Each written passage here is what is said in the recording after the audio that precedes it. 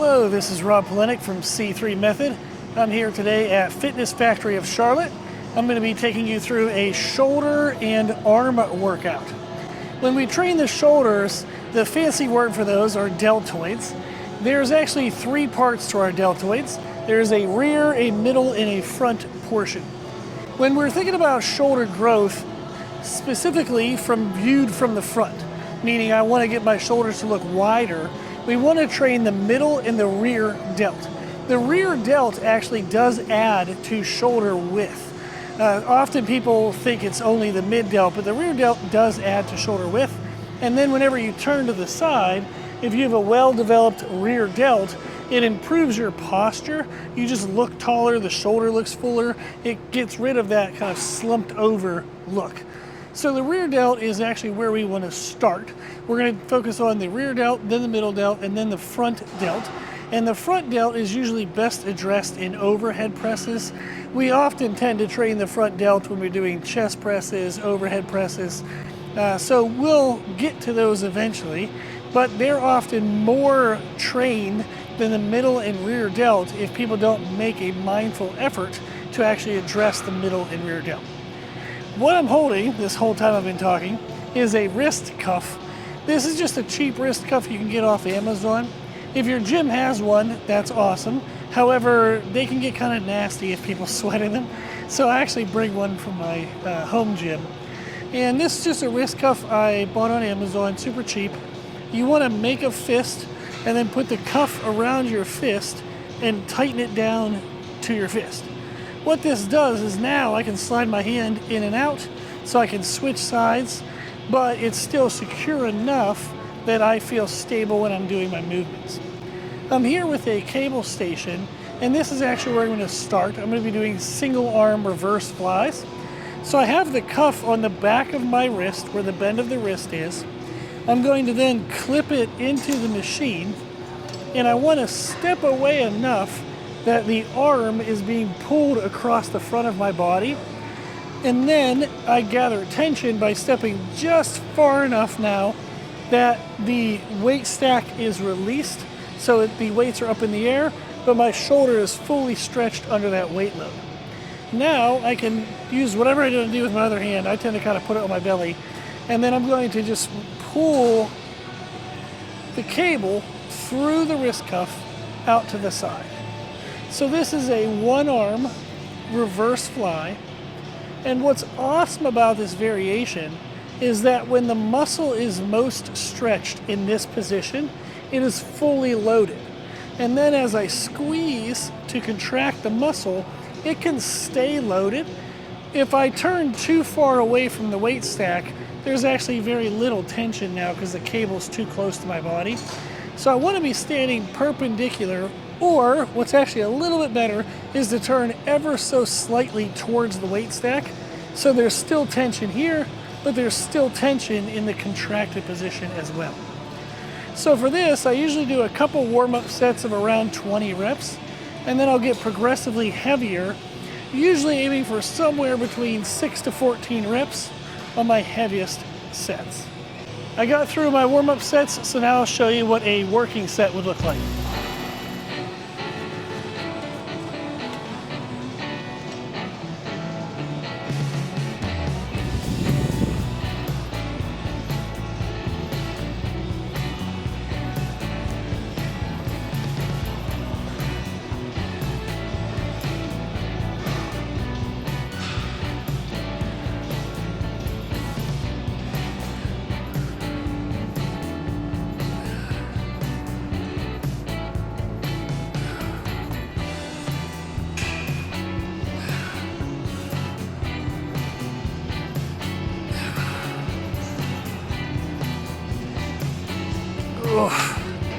Okay, so you can see there, I was able to get to contractile failure without squirming and changing my body position. So that is the kind of good form failure level that we look for. We don't want to change our position, which would then change where the stimulus is going. We want to keep the stimulus in the desired muscle, and then I'm just going to contract until the contraction doesn't happen anymore. So now I'll catch the other side.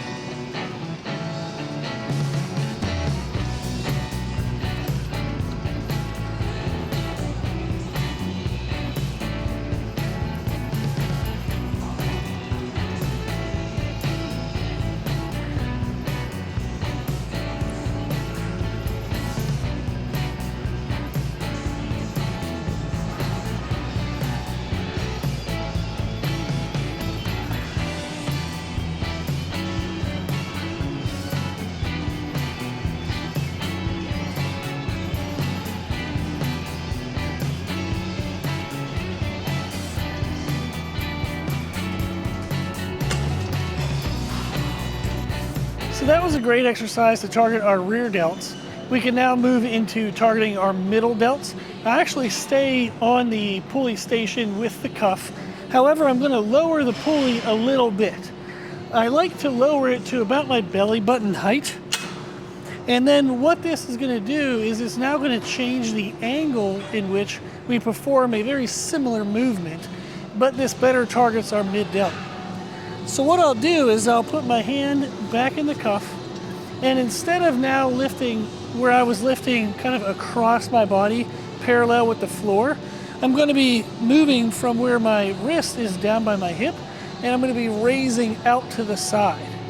The reason why I'm leaving the pulley at this height is so that when I'm in this position, when the middle delt is most stretched, I'm most loaded.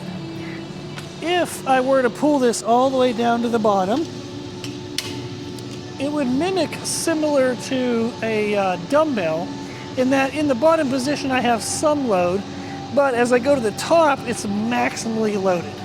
So when I'm most stretched, it's the least heavy, but when I'm most contracted at the top, it would be the most heavy. This is the opposite of what we want.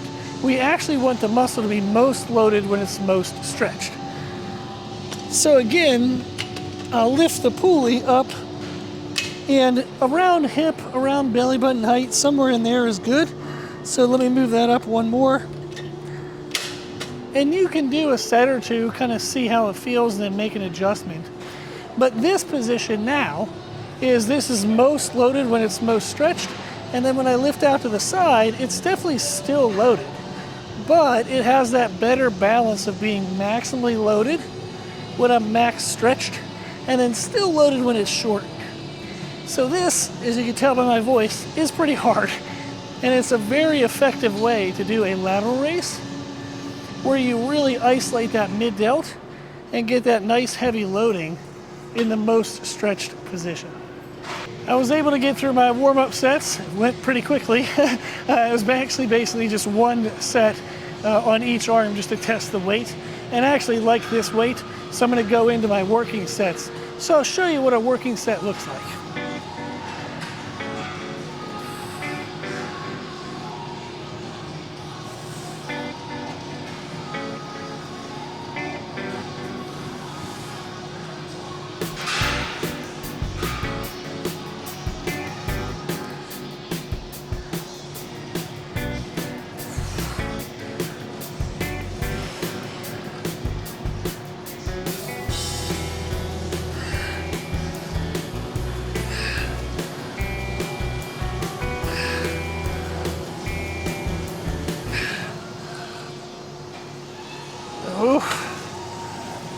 Okay, similar to the reverse flies, we just go to good form failure, try not to squirm and worm and move around.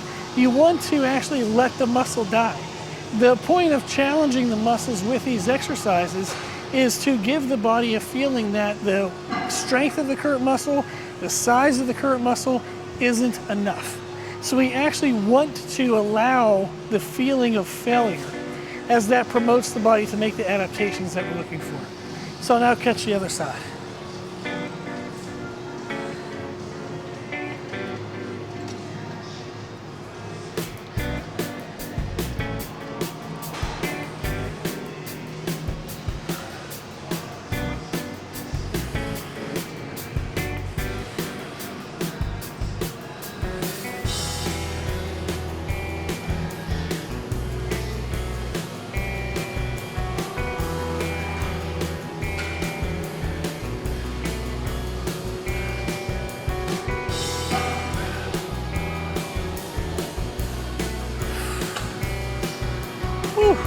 Okay, so I'll usually do about 3 or 4 sets of this, and again, somewhere in that 6 to 14 rep range. You can choose a rep range that feels best for you.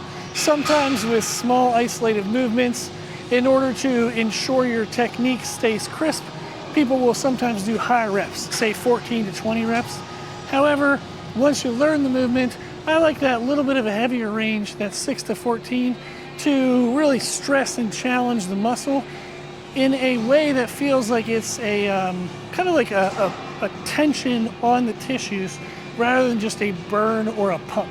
I want it to feel like the weight is actually pulling and damaging the tissue by how heavy it feels. However, I don't want to just do a 1 rep max of a lateral raise. There has to be some decent volume along with that mechanical tension of the weight load. So that 6 to 14 reps is usually a good range that I aim for.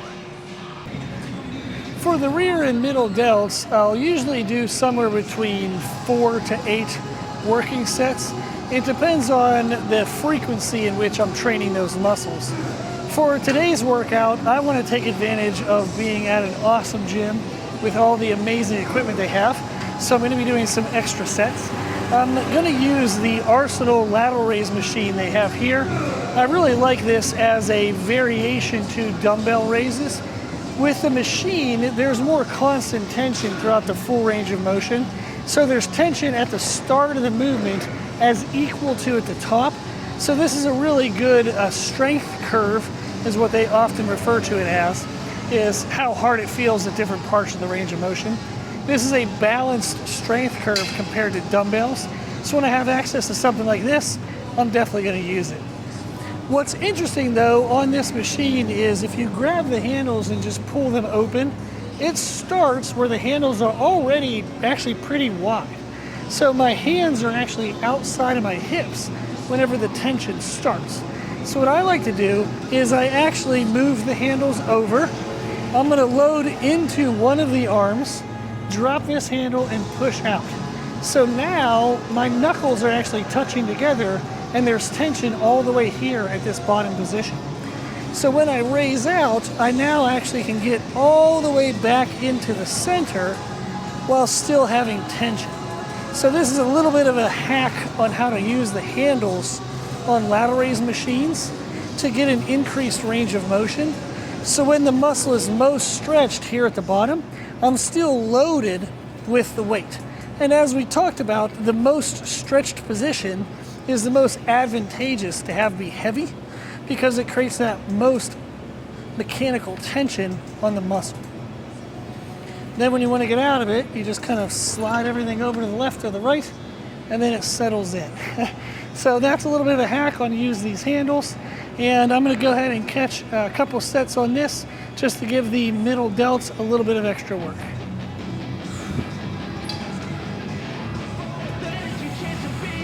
Hey kid, don't ever let them get inside your head. They'll tell you what to do in life instead of everything you know that you could get. Don't let them guide your life towards regret. I'll fight for what I love with every breath. My past is filled with things I won't forget. I use them all to push me to my best. So treat the worst of times just like a test.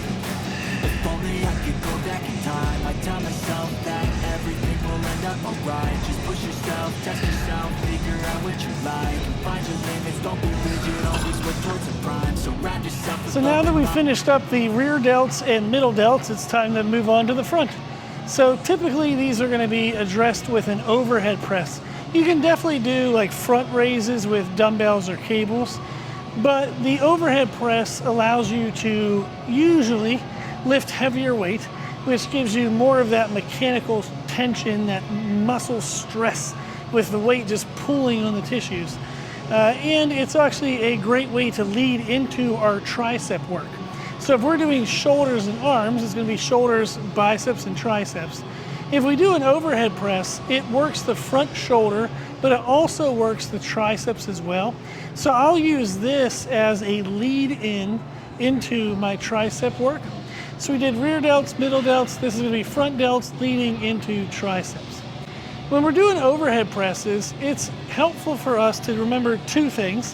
One is going to be when I get into position, I want my shoulder blades to be tucked together and down. So I'm actually going to be squeezing my back and lifting my rib cage up, and then I will be pressing through the movement. This is going to allow me to have my shoulder joint rotated to where the joint itself is open to an upward movement of the upper arm bone, and it alleviates impingement or pinching issues in the shoulder joint itself. The second thing we want to remember is to not lock out at the top of the movement. Our goal isn't to just lift the thing to the top. Our goal is to stress the shoulders into mechanical failure. We want the shoulders to fail. In order for us to be able to do that better, we want to get to the top and immediately start coming right back down into the eccentric loading of the next repetition. So I'll go ahead and start and kind of talk my way through it.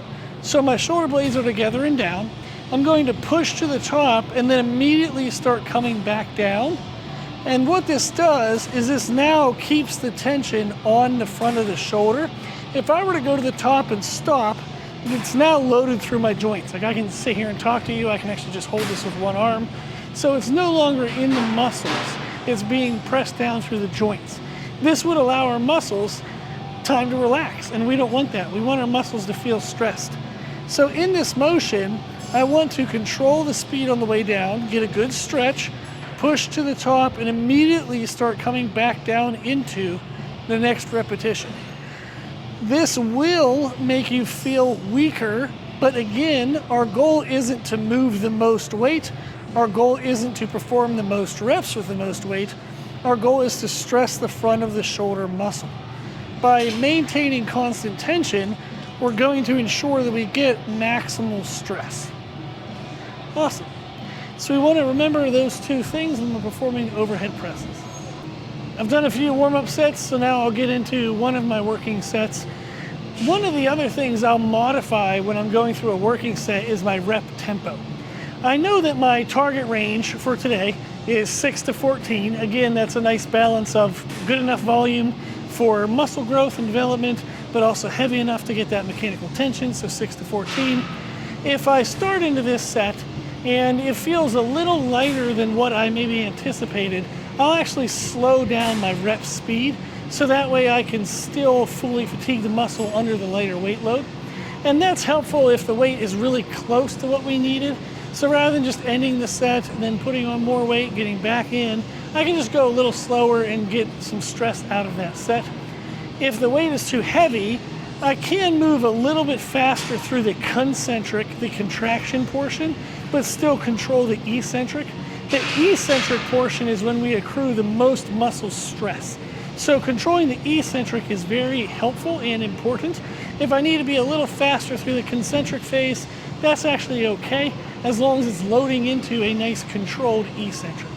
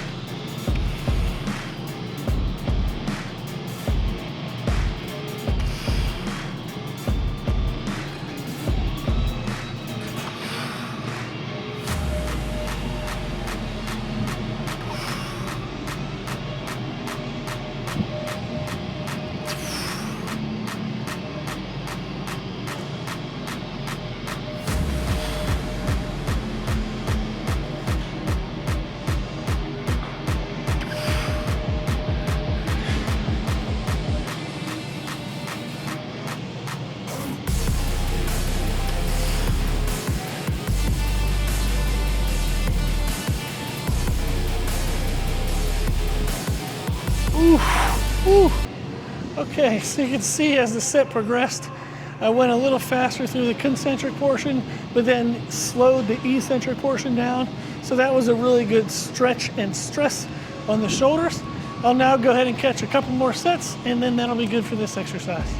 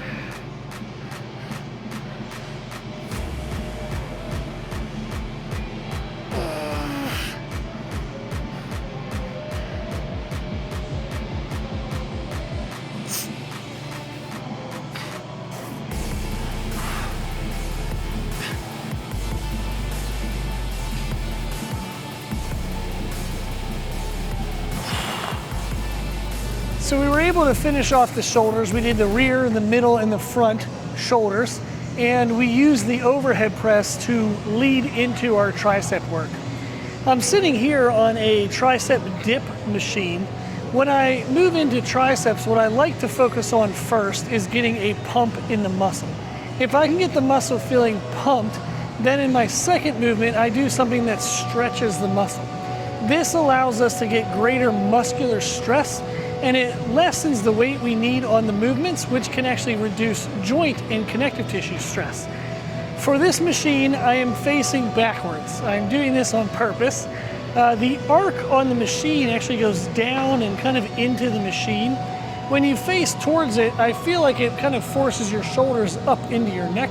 But when you face away, you can pull your shoulder blades together and push your chest out, and that allows for a really good stretch and a better shoulder position. This is a short range of motion, but it's going to get a nice blood flow into that muscle and get it pumped up. And then usually when I'm doing pump-based work, I do like to do higher rep ranges, so usually the 14 to 20 reps. I'll go ahead and show you a set now.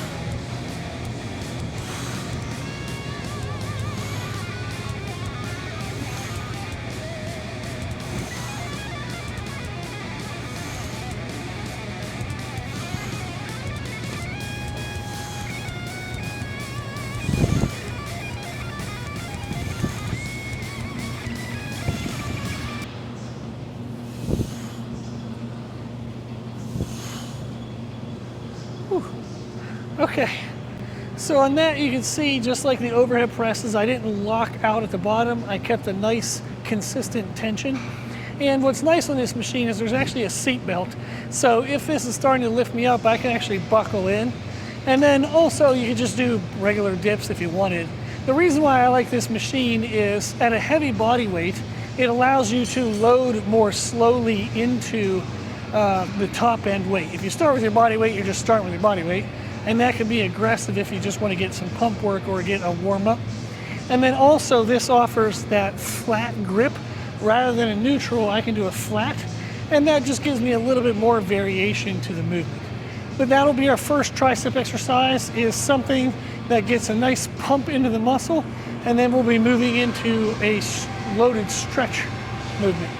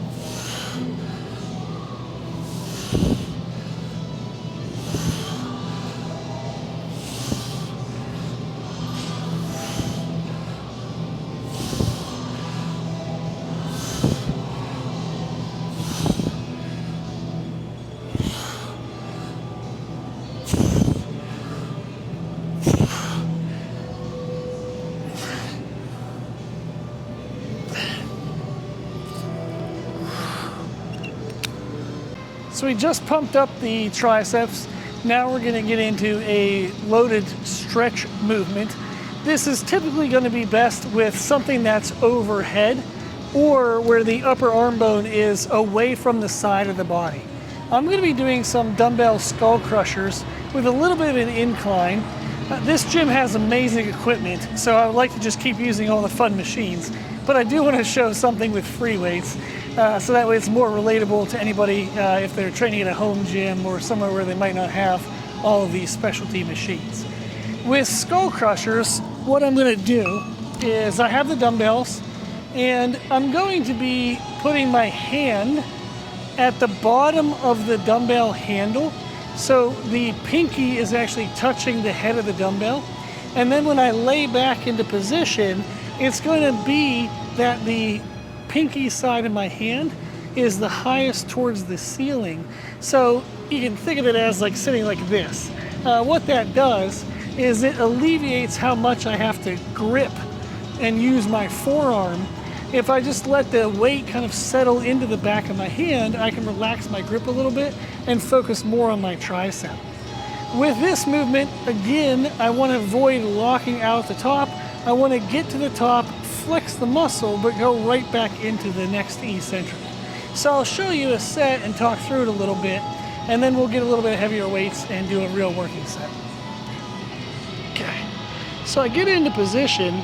I'm gonna let the weights actually kind of hang down by my ears, and I'm actually angling the dumbbells slightly outward. So instead of having the dumbbells totally neutral, I'm gonna be angling them slightly out, and I'm just gonna press to the top and make sure I get a good squeeze in my tricep. But again, I'm not trying to lock out. I wanna make sure there's constant tension on the tricep. For me, I think of allowing my elbow, the point of my elbows, to point towards the ceiling throughout the entire set. I want to avoid having my elbows come down towards my hips and turning this into a rolling press. Now, there actually is an exercise called a JM press, which has that type of movement to it. However, if I keep my upper arms nice and stable, this is more of an isolation effort into my triceps.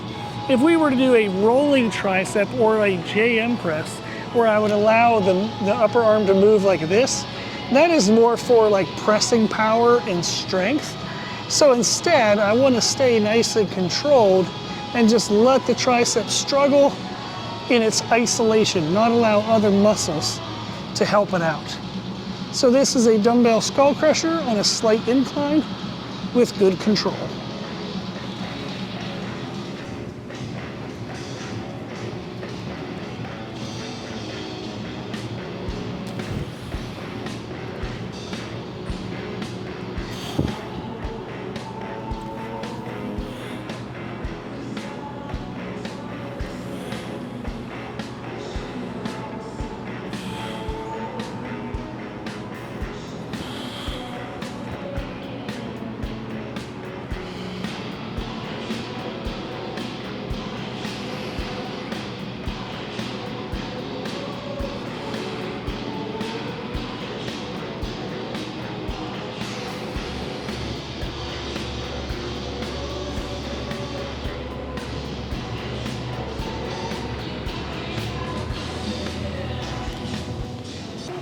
So we finished the pump and stretch concept for the triceps, and now we're going to do the same for biceps. I'm actually at my favorite bicep machine, and it's not even for biceps. This is actually a free motion overhead press or shoulder machine, but I love using this for biceps. I actually use the back support for my hips, and then I'll grab the cables. And what I really like about this machine, actually I'll just do it while I'm talking, is you can change your position to change where the machine emphasizes the biceps. So if I stay upright and I lift my chest, I can get the motion set to where I'm most stressed in the stretched position, and I can take that to good form failure. The most stretched position is going to be the weakest position. So I can do whatever reps, like if I'm doing, say, sets of 20, I can do 10 this way. And then as I would reach failure, I can actually lean into the movement. And now this portion right here, when my forearm is perpendicular to the cable, is actually the hardest portion. So when I'm upright, this is the hardest position when I'm most loaded. As I lean forward, the most loaded position becomes shorter in the range of motion. So rather than my arm being completely open and most susceptible to the hardest position, I can lean into it, and now the top portion becomes the hardest position. So as I fatigue in the full range of motion, where the most stretched position is the most loaded, I can lean more and more and more and more and more into the movement and continue to drive the muscle further into muscular failure. So in a sense, this is like a drop set, but you're actually changing your position, and that is referred to as a mechanical drop set. You're changing the mechanics of how you're doing the movement, and that's allowing you to continue to push the same weight load further into fatigue. So this is an absolutely awesome machine. If you ever have a chance to use this for biceps, please do. I'll go ahead and do a set here so you can see how I change my position in order to maximize the stress. I do have to make it a little bit heavier though. So we'll bump it up a little bit. And now you'll see I'm going to start in that upright position and slowly lean more and more into the movement. And since we're going for a pump, I would be aiming for that higher rep range around 14 to 20. You can certainly do a little bit more, but again, we want that mechanical stress. So we don't want to just do a pump or endurance-based stuff. We want there to be something heavy enough to stress the tissues. Okay, so we're going to start upright, and I'll even bring my elbows a little bit forward to emphasize that bottom position even more. So there's 3, and you can see with my hips on the back support, it makes it super strict, which is excellent for ensuring that you're driving the bicep into maximal failure. So again, I'm not trying to achieve a certain amount of weight or a certain amount of reps. I'm trying to really stress out those biceps. So this is getting really hard. So now I just start to lean a little bit, and I can keep going. As that fatigues, I can lean over a little bit more. And again, this changes where it feels maximally loaded, and that allows me to drive the muscle further and further into failure. So we'll do a few more reps. 1, 2, 3. Woo! Oh. So I promise you, if you ever do this, you're going to absolutely love it. So I'll get 3 to 4 total sets here, make sure the muscle's pumped up, and then we'll find something that's going to be a good stretch loading position. So we've got the biceps pumped. Now the idea is to get them in a stretched position to pull open that pump. Here on a preacher curl machine, and I want to go over a couple tips on how to perform this exercise correctly. I often see people make a few mistakes that are limiting the benefits and gains they can make from this machine. The first is their position. We don't want to be so high in the seat that the point of our elbow is digging into the pad. We actually want the back of our arm to be against the pad. This is going to make it feel harder. You will not be able to lift as much weight. However, this is going to allow us to get a better stretch and contraction without anything else helping. If our hips are high and the elbows are pointed into the pad, people tend to kind of rock their body, and that's going to cheat the stretched position, and you're going to minimize the benefit of actually driving the muscle into failure. Again, our goal isn't to lift a certain amount of weight or a certain amount of reps. That isn't what grows the muscle. What grows the muscle is the body feeling as though the way the muscle is now isn't good enough. And the only way it feels that is if we drive it into failure. So that's going to be the first tip, is make sure that the back of your arm is flush on the pad. And then the other tip is just that we control the movement. Often I'll see people kind of throw this, or they'll squeeze, squeeze, squeeze, and then just drop, then squeeze, squeeze, squeeze. So we want to make sure we control both the concentric and eccentric portion, so that way we can maximize that muscle failure. So I'll get a couple reps in here, we'll find the right working weight, and then I'll do a working set. But you can see my position is the upper arm is flush against the pad. Now this is a vulnerable position to start in, where the muscle is most stretched. So if you need to, on the first rep, you can pick your hips up, bend the arm a little bit, so that way you can flex and gather tension. And then we drop the hips into place, and then we would want to perform the curl from here. So again, the idea is that I'm staying in control of the movement the whole way through. So I want to get a good stretch, a good squeeze, and not lose tension throughout the movement. I don't want to let my body lift and move. Everything just moves right from that bicep, right from the upper arm, and we pivot through the elbows, but the rest of the body stays nice and stable. Okay, so I'm going to add a little bit of weight. We'll find some working weight here, and then I'll show you a working set. A really cool feature on this machine is they have these different loading pegs. If you load in the middle peg, it gives you an even tension throughout the machine. If you load on this peg, it overloads the beginning. So when the muscle is most stretched is when it's most heaviest.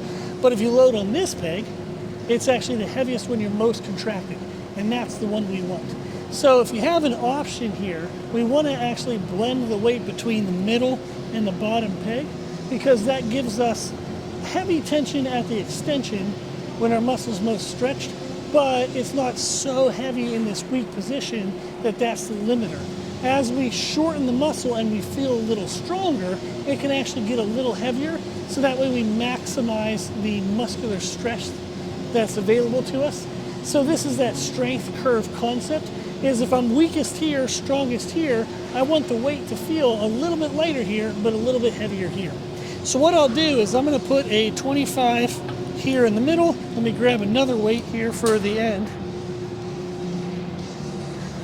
Okay. A little bit of a weight there. Okay. So now I'll put this weight on here, and now the weight is blended between these two. So it's going to feel heaviest towards the end range of the movement.